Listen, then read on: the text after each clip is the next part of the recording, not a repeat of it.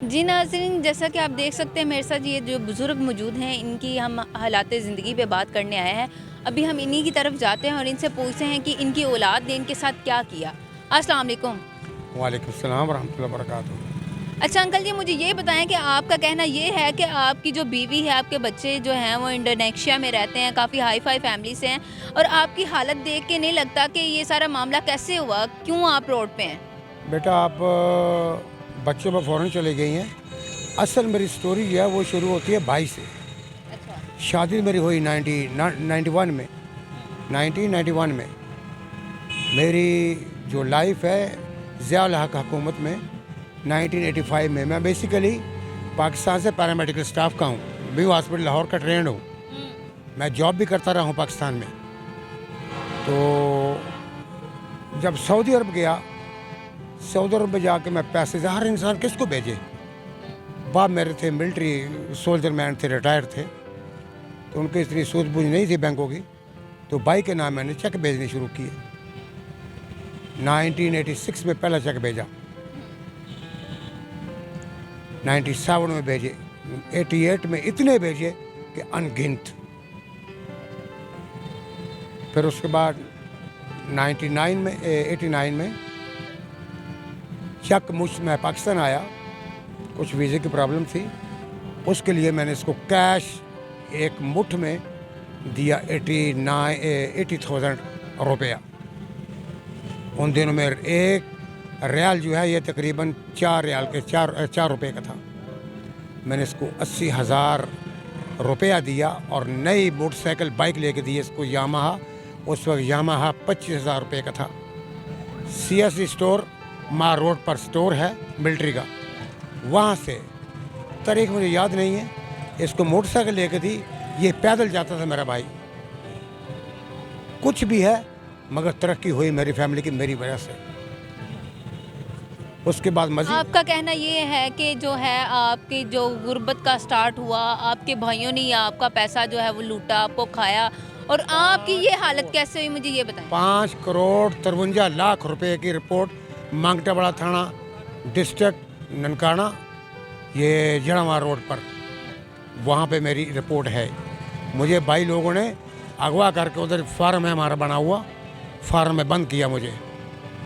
Farm में मुझे torch करते थे। ये मेरी आंख जो है बिल्कुल ज़ीरो है, नज़र नहीं आता। ये मेरी बचपन से ख़राब है, मैं लिख पढ़ कुछ नहीं सकता अभी। वैसे मैं पढ़ा लिखा हूँ अल्हम्दुलिल्लाह, मगर ये भाई लोगों ने ऐसे किया मेरे साथ कि मुझे फार्म में शिफ्ट कर दी। वहाँ पे मेरे ऊपर 2 मुलाजिम रख दिए।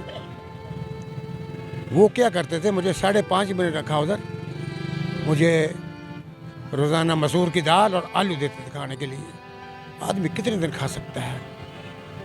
मेरा मौजू वहीं का वहीं। मैंने फिर 15 पर कॉल की, पुलिस का जो चैनल है 15 का, उन्होंने मेरे पास ये मंगटा वाला पुलिस का स्टाफ भेजा। पुलिस आई, उन्होंने मुझे वहाँ से खींच। मेरी बड़ी दुख बड़ी कहानी है, मगर किसको सुनाऊं।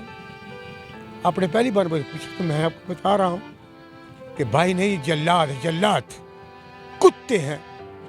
एक नहीं, 2 नहीं, 3 नहीं, 4 के 4 कुत्ते हैं। किसी ने अपनी बेटी की शादी की है, जिसको मैं पैसे भेजता था, बड़े भाई है, इफ्तिखार अहमद उसका नाम है, मगर जल्लाद है, कुत्ता है। उसके खिलाफ मैंने चार्जशीट की, मगर FIR नहीं काटी गई। पुलिस हमारी भी बेगैरत है, बेगैरत है पुलिस भी। मुझे वहाँ से निकलना पड़ा, तो मैंने वहाँ से आप बाज़याब हो गए, पुलिस ने आपको बाज़याब करवा लिया। उसके बाद कहाँ से आपका ये सिलसिला कहाँ ख़त्म हुआ? अपना मैं वहाँ बता के कहते जी आप जाओ उधर जिधर आपका भाई रहता है, ये क्या नाम उसका, डिफेंस लाहौर में रहता है, उसकी 10 करोड़ की कोठी है। बड़े भाई की मेरे पैसों से बनाई, उसने मेरे पैसों से बनाई है। ये 2500 रुपये पर मुलाजिम था ये कुत्ता, 2500 रुपये में मुलाजिम था ये। आज ये करोड़ों का मालिक कहाँ से हो गया। आपकी फैमिली, आपके बच्चे, आपकी बीवी? डिफेंस थाने में गया, डिफेंस थाने वाले ने बोला जी आपका केस वहाँ का ही है जहाँ से आप आए हैं। अरे भाई मेरे मोबाइल में था 20,000 रुपया, 7,000 में खर्च करके आया हूँ टैक्सी पर, प्राइवेट टैक्सी पर। तो अभी आप कहते उधर जाओ फिर दोबारा फिर 7,000 खर्च करूँ, इम्पॉसिबल। आप मेरी रिपोर्ट लिख के FIR काटो और इनको गिरफ्तार करो। मैं रात वहीं सोया डिफेंस थाने में, मगर कुछ नहीं सुनवाई हुई। आपको ये बताते चलूँ कि ये मेरा भाई जो है बाद में आहिस्ता आहिस्ता तरक्की करता करता बहुत बड़ा ऑफिसर बना। ये ग्रेड 20 का ऑफिसर है, और इसका जो जवाई है वो इस वक्त लाहौर का कमिश्नर भी है। आप पे खुदा तरसी नहीं कर सकते आप? ऐसे तो कोई किसी को नहीं, किसी बेटा खुदा तरसी उसके लिए होती है जो इंसान है, जो दीन और इस्लाम को मानता है, वो तहज्जुद ज़रूर पढ़ता है। वो तो चलो आपके भाई हो गए, बहनें होगी, वो उन्होंने छोड़ दिया आपको। आप कहते हैं कि आपकी शादी भी हुई है, आपकी फैमिली, आपके बच्चे सेटल हैं, उन्होंने क्यों आपको छोड़ा, ये मुझे बताएं। मेरी फैमिली इधर नहीं है। फैमिली मेरी टोटली, मेरी माँ भी अमेरिकन है, अमेरिका में बैठे हुए हैं। मेरी सिस्टर अमेरिकन होल्डर है, सैन फ्रांसिस्को, उधर रह रही है वो। उसका घर अपना 2 कनाल का बेहतरीन घर का, उसने सब भाइयों के लिए वीज़े भेजे, मेरा वो वीज़ा आया हुआ है। मगर मैं वेल सेट होऊंगा तो फिर इंशाल्लाह अप्लाई करूंगा। दूसरे भाई जा रहे हैं, ये भी भाग जाएगा, जो इंटरव्यू मेरा सुन रहा है ये भी भाग जाएगा कुत्ता। आपके बीवी बच्चे कहाँ पे हैं? मेरे 3 बच्चे हैं, एक बेटी है, 2 बेटे हैं। एक ने किया MCOM और MBA, जो सबसे बड़ा बेटा है। उनको नहीं पता आप किस हाल में रह रहे हो? पता है बा बेटा, उनके खून सफ़ेद हो गए हैं। खून सफ़ेद के काले हो गए हैं, काले।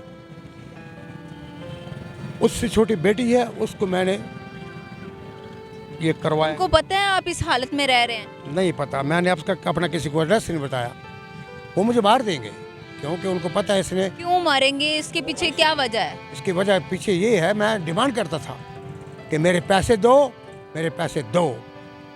वो बात आगे हाँ ही नहीं करता, कुछ बोल। बच्चों ने आपको खुद घर से निकाला जायदाद के लिए? नहीं नहीं नहीं नहीं नहीं नहीं, मैं घर में गया ही नहीं है। मेरा बड़ा भाई मुझे एयरपोर्ट से, भाई के साथ मामला हुए, आपकी शादी हुई? सुने बेटा, 21 नवंबर सन 2019 की सुबह की एम्बुलेंस फ़्लाइट में, सऊदी अरब की फ़्लाइट में, मैं सुबह 8 बजे लाहौर एयरपोर्ट में उतरा।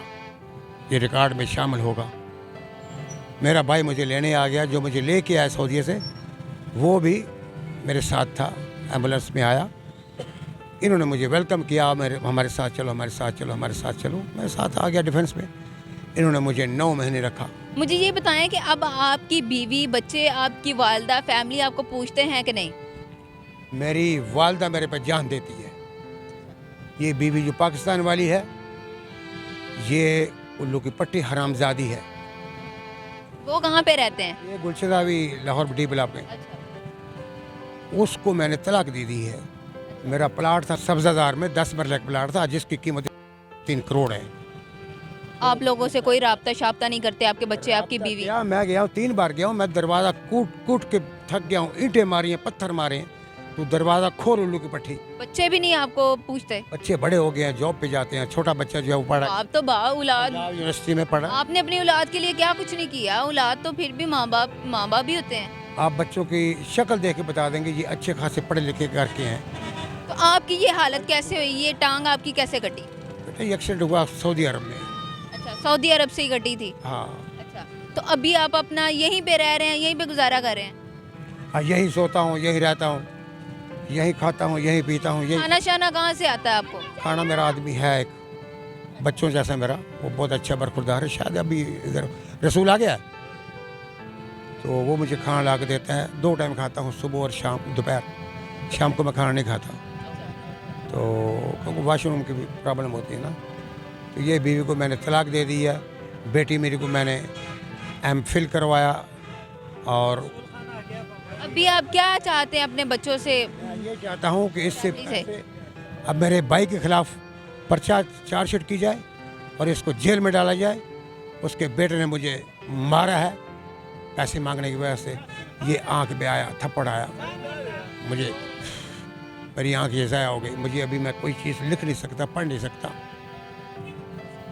मैं चाहता हूँ कि अपने इंडोनेशिया बीवी के पास जाऊँ। वहाँ मेरे 2 बेटे हैं, एक तकरीबन 14 साल का, एक 10 साल का है। वो छोटे बच्चे हैं अभी। वो बीवी मेरे पे, वो सऊदी अरब में शादी हुई थी, इन बच्चों को भी मैंने सऊदी अरब लिया, वहीं बच्चे पैदा हुए, मगर ये हरामजादी औरत है, ये कश्मीरन है। अल्लाह माफ़ करे, सारे कश्मीरी गंदे नहीं हैं, अच्छे भी हैं, मगर ये को बहुत गंदी फैमिली की औरत। जी नाज़रीन, जैसा कि आपने देखा इनकी दुख भरी दास्तान जो भी है, सुनकर दिल दहला उठा, आंखें ज़ारों कतार रोना शुरू हो गई। और ऐसी जो औलाद हैं, जो बेफैज़ औलाद हैं, उनसे यही है कि अपने वालिदैन की कम अज़ कम जो है वो बूढ़े हो गए हुए हैं, उनकी खिदमत करें, उनको ऐसे सड़कों पर जलील होने के लिए ना छोड़ें। इनकी एक रोटी कितनी महंगी हो सकती है। खुदारा इनकी वीडियोस ज़्यादा से ज़्यादा शेयर कीजिए ताकि इनके बच्चों तक पहुँचे, ताकि उनको कुछ एहसास हो, इंसानियत के नाते ही उनको एहसास हो कि हमारा वालिद किस हाल में रह रहा है। ऐसे ज़िंदगी गुजारना बहुत ही मुश्किल है। इसी के साथ अपनी मेज़बान को दीजिए इजाज़त। अल्लाह निगहबान।